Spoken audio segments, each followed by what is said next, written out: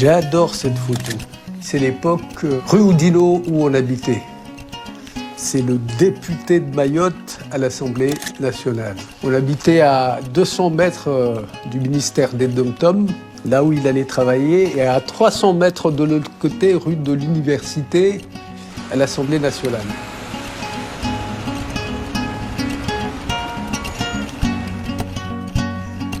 Ici, donc, il y a mon père, sa femme de Porouani, et la fameuse phrase qui lui était restée à la fin. Même combat. Toujours le même combat. Jusqu'au bout. Même combat, c'était aussi son surnom.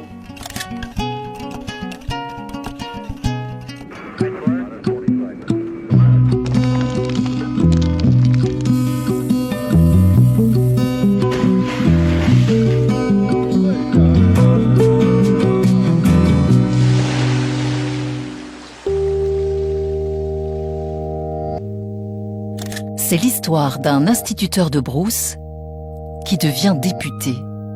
Younoussa Bamana est une icône mahoraise. C'est l'histoire d'un homme qui lit Césaire, Senghor, qui vit les indépendances africaines. C'est l'histoire d'un homme qui choisit pourtant de rester français. Un homme visionnaire qui a fait progresser l'émancipation des femmes en favorisant la scolarisation des filles. Pour assurer le développement de son île, Younoussa Bamana s'engage en politique. Il veut faire de Mayotte un département français. Ses photos et ses enfants témoignent du combat de sa vie. Mon père est né à Kanibé, dans le sud de Mayotte. Et il va avoir une chance terrible. Sa mère va décider de le sortir de cette pauvreté, de ces conditions de vie très difficiles à l'époque, parce qu'il n'y a pas de dispensaire, il n'y a pas d'école. Et il va avoir cette chance d'aller en petite terre, où on est un peu plus dans la sphère citadine.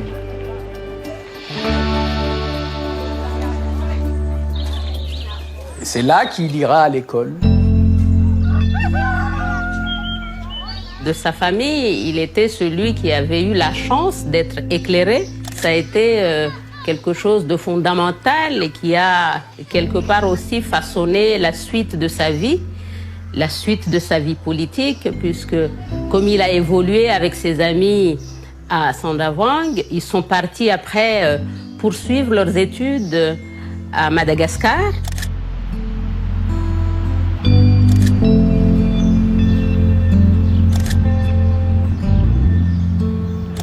Aujourd'hui, nous partons à l'île de la Réunion, nous partons à Métropole, mais à l'époque, la métropole de l'époque, c'était Madagascar. Donc c'était un privilège de pouvoir effectivement partir faire ses études à Madagascar.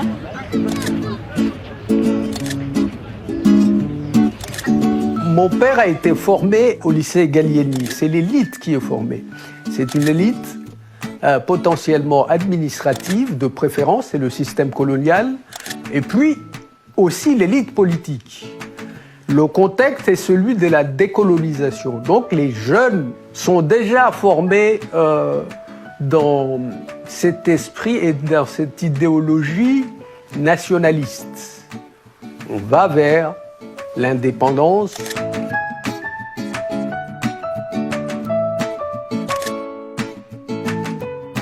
Younoussa Bamana, mon père, était quelqu'un qui était très sérieux. Ce sérieux lui a permis très vite d'être remarqué par ses aînés qui étaient en politique. Ils ont dit, ce jeune homme-là, il va falloir qu'on en fasse quelque chose.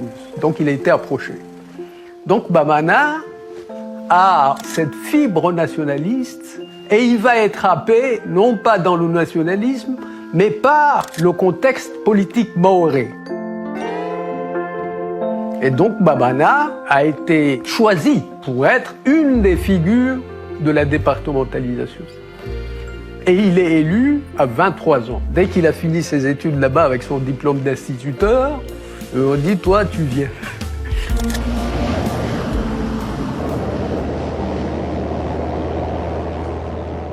Et donc, du fait qu'il ait cette envie, cette responsabilité en tête d'aider sa petite famille pauvre ici, il dit, bon, je serai instituteur. L'avantage d'être un instituteur, c'est de pouvoir rentrer dans les familles. Et donc, l'influence est globale au sein de la société. Vous êtes un exemple, le diplômé, vous êtes un éducateur, l'enseignant, mais vous êtes le représentant du peuple en tant qu'élu. Donc, ce qu'il dit, c'est quasiment parole d'évangile.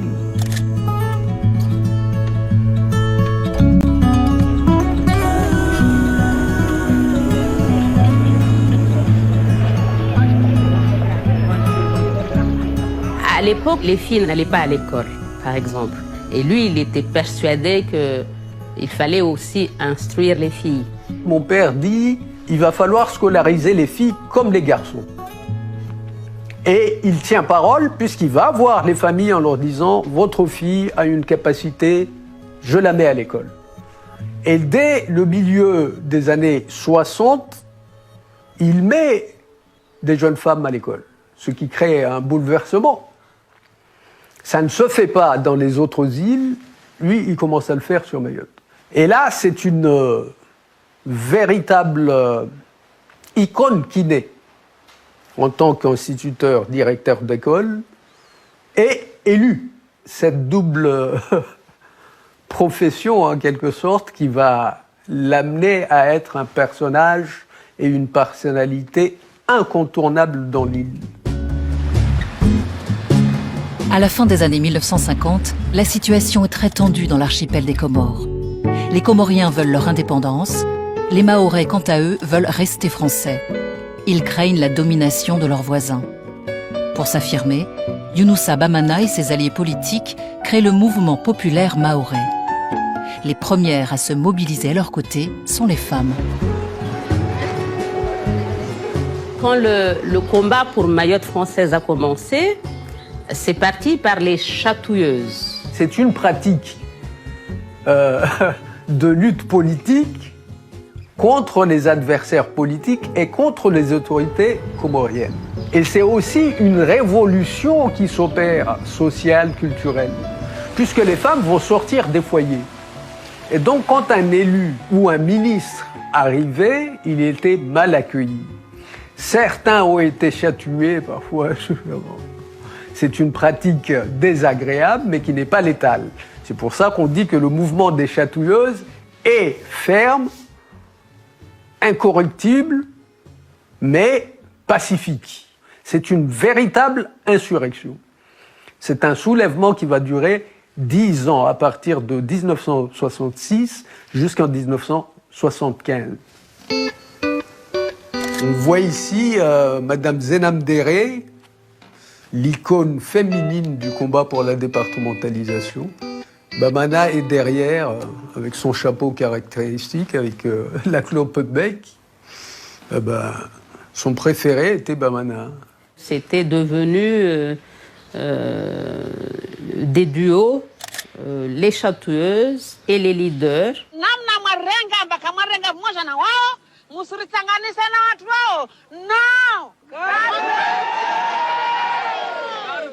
Signifie nous n'en voulons pas de l'indépendance à la merde, à la con.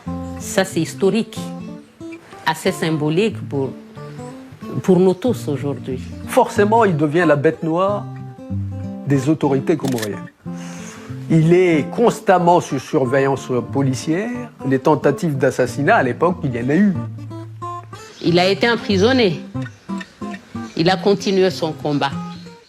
En 1974, Paris organise un référendum sur l'indépendance des Comores. Toutes les îles de l'archipel votent pour, sauf Mayotte. Les Mahorais avancent comme argument juridique le droit des peuples à disposer d'eux-mêmes.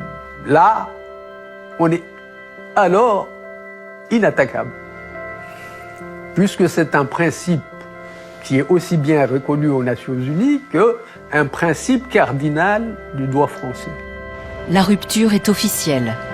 Les Comores se dirigent vers l'indépendance, tandis que Mayotte se rapproche de la France. Et c'est le début d'un nouveau combat pour Younoussa Bamana. Il y a une autre histoire de la France et Mayotte, de Mayotte et la France qui se construit. Et cette fois-ci, le combat est beaucoup plus soft. Maintenant, c'est un autre combat qui s'ouvre, mais il est institutionnel, il est politique. On doit vraiment faire ancrer l'île dans la France avec le statut de département et tout le combat a été mené avec toute la population. Ça a pris du temps, mais petit à petit, on a quand même vu l'évolution de Mayotte. Petit à petit, Mayotte se transforme. Le réseau d'eau, le réseau d'électricité, les routes qui ont été mises en place, les écoles. François Fillon aussi, qui a été un maillon de la chaîne pour la transformation du statut de Mayotte. François Fillon. Brigitte Girardin. L'ancien président, M. Jacques Chirac. C'était des présidents qui connaissaient notre histoire. Quand je parle des territoires d'outre-mer de manière générale, comparé à ceux qui sont là aujourd'hui, qui méconnaissent notre territoire. Pendant plus de 50 ans, Bamana est le personnage central de la politique mahoraise. Déterminé à ce que son île devienne un département français comme un autre. Et quand on arrivait à Chiconi, les enfants le reconnaissaient. Bamana, Bamana, Bamana. Il discutait avec tout le monde, les jeunes, les moins jeunes, tout le monde venait. Et puis à la fin, il me disait, vous voyez tous ces gens-là, ce sont toutes ces personnes qu'on croit petits, qui vous font grand. Vous voyez, j'ai la chair de poule. Je me rappelle de ces phrases. Vous voyez tous ces gens qui viennent là, qu'on croit petits, ce sont ces gens-là qui vous font grand. Alors retiens bien ça dans ta tête. Il faut toujours avoir les pieds sur terre et ne jamais se laisser emporter par le pouvoir. Le parcours de ce jeune instituteur de Brousse force le respect. Plus jeune élu de Mayotte, député et président du Conseil général pendant presque 30 ans. Younoussa Bamana signe un accord sur l'avenir de Mayotte en 2000. Mais il meurt avant de voir Mayotte devenir département français, son rêve.